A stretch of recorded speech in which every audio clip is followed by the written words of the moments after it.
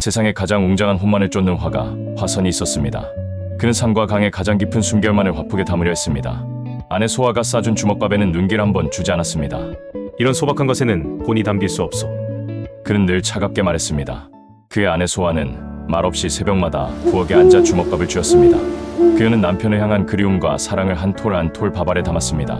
신비롭게도 그녀가 주먹밥을 쥘 때마다 그녀의 손은 조금씩 더 차가워졌고 얼굴은 창백해졌습니다. 마치 그녀의 온기가 주먹밥으로 옮겨가는 듯했습니다. 화선은 천하제일의 절경이라는 금강산을 향해 떠났습니다.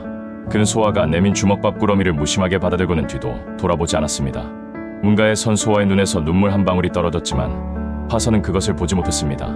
길 가던 화선은 밤마다 이상한 꿈을 꾸었습니다. 질 같은 어둠 속에서 길을 잃고 헤맬 때면 어디선가 나타난 작고 하얀 꽃 한 송이가 희미한 빛을 내며 길을 비춰주었습니다.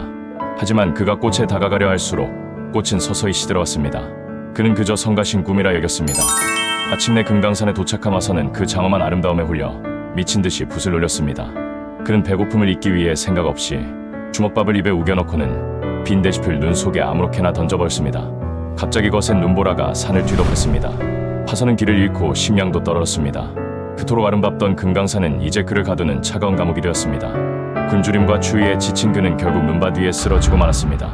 의식이 희미해져 갈 때 품속에서 돌처럼 차갑고 딱딱한 마지막 주먹밥 하나가 만져졌습니다. 그는 분노에 차 그것을 눈밭에 던져버리려다 마지막 힘을 다해 한 입 베어 물었습니다. 얼어붙었던 밥알이 입안에서 녹는 순간 단순한 온기가 아니었습니다. 그것은 소아의 따뜻한 손길, 그녀의 사랑스러운 눈빛, 그녀의 모든 것이었습니다. 그 순간 화선은 꿈속의 그 하얀 꽃이 바로 아내 소아였음을 깨달았습니다. 그녀는 자신의 생명의 온기를 이 주먹밥에 담아 멀리 있는 남편의 길을 비추고 있었던 것입니다. 아, 소아. 내가 담으려 했던 혼은 이 산이 아니라 바로 당신이었소. 화선은 눈물을 흘리며 아내의 이름을 불렀습니다. 소아, 소아. 화선은 미친 듯이 산을 내려와 집으로 달려갔습니다. 하지만 집은 불이 꺼진 채 차갑게 식어 있었습니다.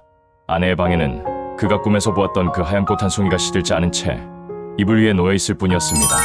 그 후로 화선은 다시는 풍경을 그리지 않았습니다. 그는 남은 평생을 바쳐 단 하나의 그림만을 그렸습니다. 그것은 바로 차가운 주먹밥 한 덩이였습니다. 하지만 신비롭게도 그의 그림 속 주먹밥은 희미하고 따뜻한 빛을 발했고 자세히 들여다보면 그것을 감싸고 있는 다정한 여인의 손길이 보이는 듯했습니다. 그것이 바로 그의 영원한 후회이자 유일한 진실된 작품이었습니다.